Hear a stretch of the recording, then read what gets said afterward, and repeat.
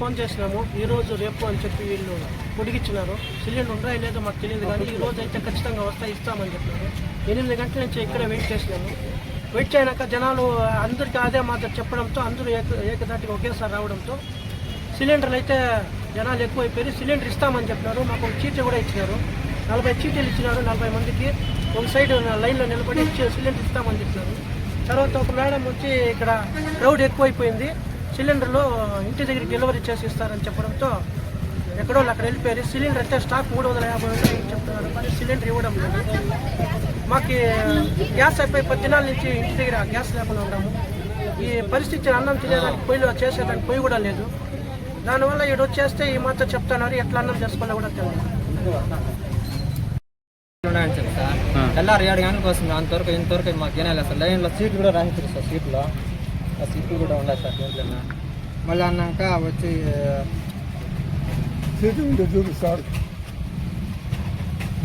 Number ఇట్లా slip రాయించే. మళ్ళీ ఎక్కువ జనాలు వచ్చేసిన దానికి డోర్ డెలివరీ చేస్తామని చెప్పేసి గమనం అయిపోతారు సార్.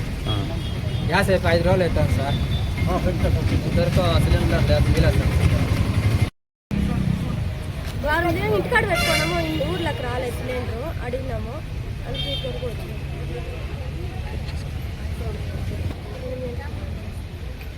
8 గంటల వరకు వచ్చి 8 గంటలకు వచ్చినాము సార్. కాసుకున్నాము, ఇప్పుడు ఇచ్చేది ఉంటాము సార్.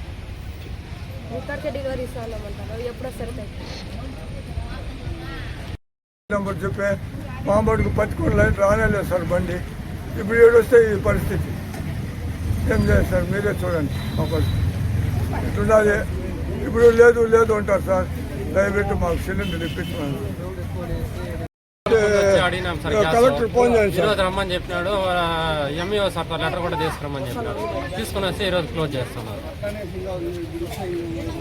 ఫోన్ చేయండి. ఏమో సార్ తెలియదు. సిలిండర్లు ఉన్నాయంట, 350 సిలిండర్లు ఉన్నాయంట సార్. తెల్లారు 7 గంటలకు